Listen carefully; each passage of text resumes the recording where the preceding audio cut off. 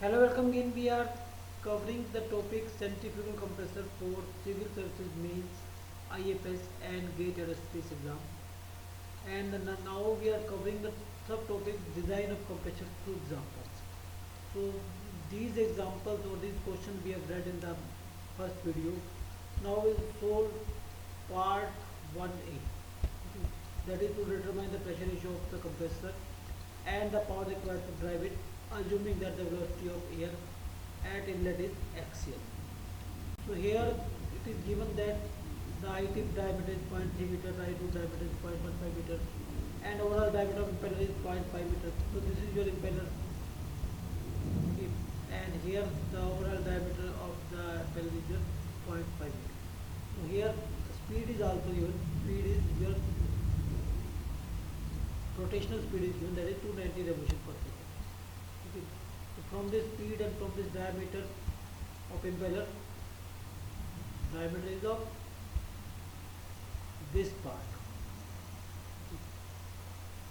So from this speed and from this diameter we can calculate impeller tip speed. So that is your pi dn, because n is in revolution per second, so it is n only, not n by 60. So d is your 0.5. So impeller tip speed comes out as 455.5 meter per second. Okay. So now the purpose of calculating this impeller tip speed is to find out the work done on the compressor per unit mass. So that is given by psi sigma u square, where psi is your power input factor. So that is given as 1.04 and sigma u slip factor, that is given as 0.9. So work done comes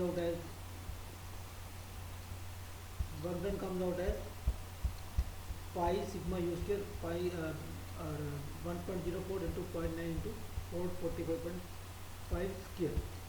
Okay. And now this work done will increase the thermal energy of the air.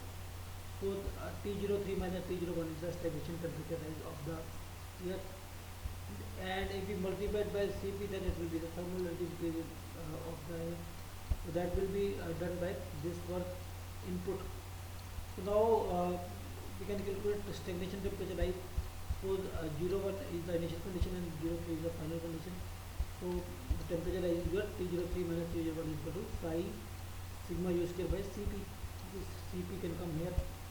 So that will be your 193. Okay. So this is the actual process. 03 is the final condition, final stagnation condition, and this is the initial stagnation condition. Okay. So now if the process, that process is your non-isentropic. If the process is isentropic, then the temperature would have been T03 dash, final temperature. Okay. So the temperature ratio is T03 dash by T01.